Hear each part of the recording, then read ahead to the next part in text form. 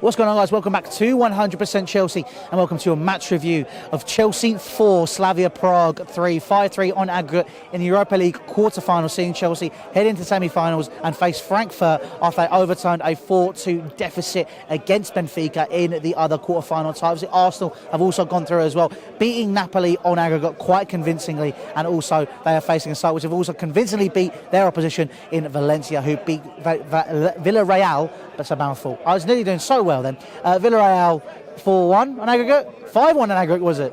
Blimey. All right then. Well, there you go. It was quite convincing. But anyway, we won't talk about that. We'll get into that later. But let's talk about the game tonight. And Chelsea came straight out of the blocks. Pedro scoring 2 goals in the first half, and also could have been a hat-trick because it did say it on the scoreboard that Pedro scored it. That's why I put that on Twitter and I was doing my match report. But at the same time, it turns out it was an own goal. So we're going to have to give it as an own goal.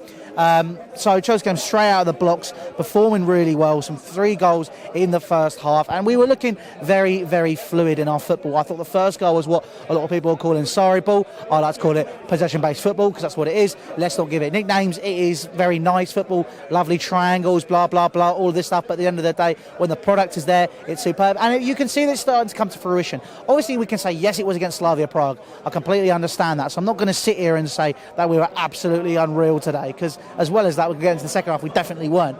But that first goal, the movement, the way that the ball moved, the way that Pedro moved to create the spaces to make sure that we could get in behind that Slavia Prague side. Fair play to him, fair play to the team, fair play to the tactics, fair play to Maurizio Sarri. That is an example of what we can see. And the thing is, we want to see that consistently. So now it's a case of time. And only time will tell. However, we'll go into the second half, and obviously there are counter-arguments to everything that I said, which is positive. It was a game of 2 halves today. See, the second goal, same thing happened. It just ended up just us really dominating that first half, really pressing the Slavia Prague team into their own half and really going for it, basically trying to get up the scoreboard and get it to 4-0 on aggregate at half-time. Second half starts, completely different story. A first goal comes in from their captain, Thomas Souček, and he basically scores a massive bullet header from a corner, and to be fair to him, fair fucks. I thought it was a great goal today for them. The problem I have with that was the defending that we put into it. I think that the set-piece marking with Chelsea this season has been very hit and miss.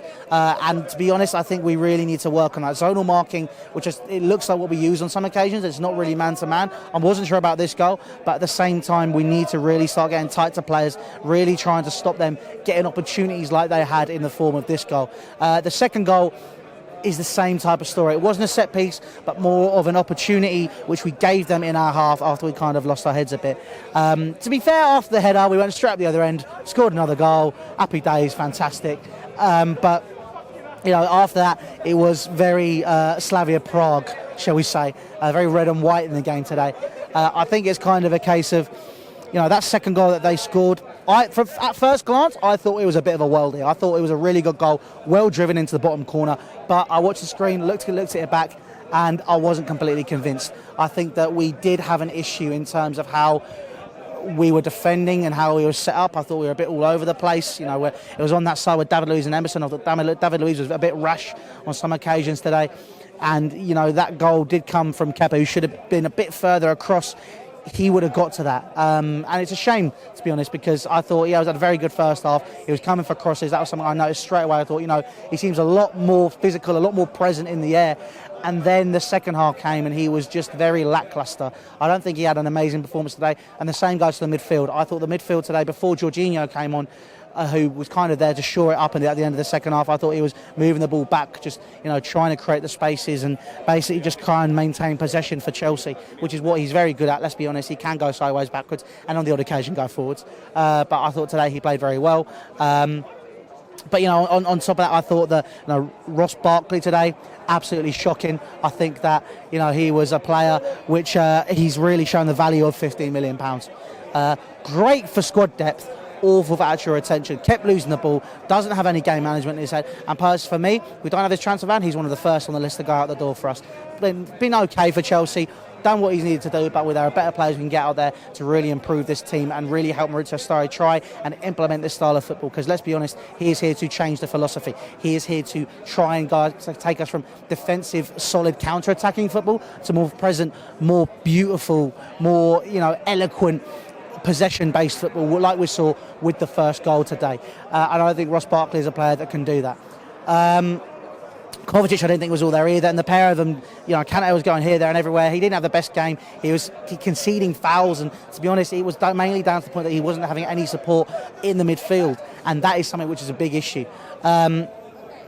We really need to look into that a lot more and really decide what the situation is going to be. I mean, there's no doubt our first choice, Loftus-Cheek, Kante and Jorginho, it's fairly solid. It's all right. It gets a job done. There is room for improvement, room for manoeuvre, but we need to look at the depth as well now and really take us to the next level. Because let's be frank, we are a Europa League club, and it was shown in that second half when nearly Slavia Prague got an equaliser and they could have taken it to us. They came and they knew they looked like they were going out. At the end of that first half, they were like, you know what, we're going out. Let's just see how many goals we score. Let's see how fast we can get through it. And to be fair to them, they played fantastically today. The third goal, absolute worldie, superb. No one could have stopped that. Top bins, fucking amazing goal. Absolutely unreal. And now it's kind of a case of we were there just trying to grind out the result. And after having such a sustainable and powerful lead at the end of the first half, that shouldn't be the situation we were in.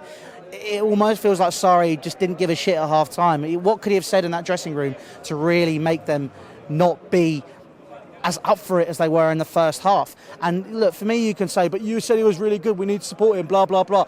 I am supporting Sarri. I don't necessarily think he's the right fit, but you know what? Neither was Ten Hag, and that's something which kind of put me in place over a couple of days, last couple of days, seeing articles on that. Obviously, Ajax fans saying he wasn't an Ajax man. He's now taken them to a Champions League semi-final after he's developed a side. I'm on the fence with Maurizio Sarri. I've said that very, very often. Some of the substitutions, some of the game management in the second half wasn't great. Jorginho was brought on just to maintain possession. Ideally, I wouldn't have put us in that situation because we shouldn't have been there in the first place. But look, we got across the line. That's what matters. We're into the Europa League semi-final, and now we face Eintracht Frankfurt. Now, they are obviously one side which does scare the living shit out of me, mainly because they have one of the highest goal-scoring partnerships in world football with Jovic and Haller. Look, I'm not going to sugarcoat it. With the way we defended today, we're not ready for that type of play. We're going to probably need to be putting our first team out there, and obviously we still got some massive ties that we need to play ahead of that game as well. We've still got to play Man United. We've still got other teams which we really need to keep our heads in the game for. You're playing in the Premier League for pride. Shea said that, and he's not wrong. This is now pride. I don't think we're in the top four race as much as we could be. I think there's definitely a case of we are the outsiders now for top four. I think us and Man United are probably going to be the teams which finished 5th and 6th this season, but that place is interchangeable. We are, as I've said, we are Europa League quality. The depth is not there at Chelsea Football Club, and without Eden Hazard, it's going to be very interesting to see how the team develops over the next few years, based on the fact that, let's be honest, he's either going to leave this year or next year. He's not going to sign a new deal, or if he does, fair play. I sincerely doubt he will, though. So it's kind of a case we really need to try and take ourselves to the next level, and that will take time and a new change, and we need some infrastructure in place. But on this game, we've got to cross the line. Yes, it's a great game for the what's the word I'm looking for? That's the one. Great game for the neutral, but for us, it was squeaky bum time towards the back end of that game. But we're through 5-3 on aggregate. Eintracht Frankfurt awaits. And we'll be making the decision as or not we will be going out there for the first leg. I'm thinking about it. I know Scott's thinking about it. I don't know if Lewis is thinking about it. But listen, at the end of the day, guys, look, make sure you subscribe to 100% Chelsea for more fantastic content. All the lads have been doing a fantastic job this season, and we're nearly right at the end. We just want to get across that line, and we want to keep giving you the best content we can.